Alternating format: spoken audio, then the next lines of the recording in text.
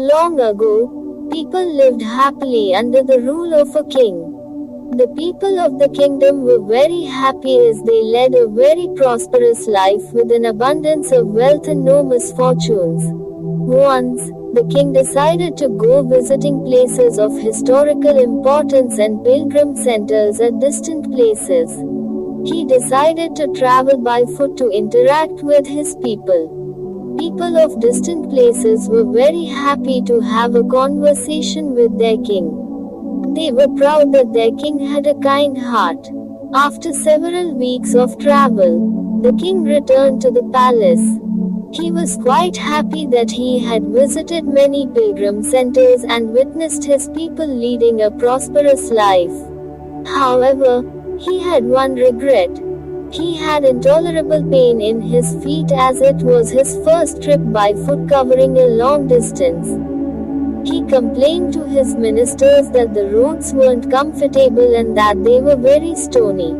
He could not tolerate the pain. He said that he was very much worried about the people who had to walk along those roads as it would be painful for them too. Considering all this, he ordered his servants to cover the roads in the whole country with leather so that the people of his kingdom can walk comfortably. The king's ministers were stunned to hear his order as it would mean that thousands of cows would have to be slaughtered in order to get sufficient quantity of leather. And it would cost a huge amount of money also.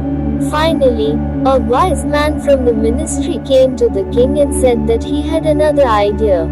The king asked what the alternative was. The minister said, instead of covering the roads with leather, why don't you just have a piece of leather cut in appropriate shape to cover your feet? The king was very much surprised by his suggestion and applauded the wisdom of the minister. He ordered a pair of leather shoes for himself and requested all his countrymen also to wear shoes.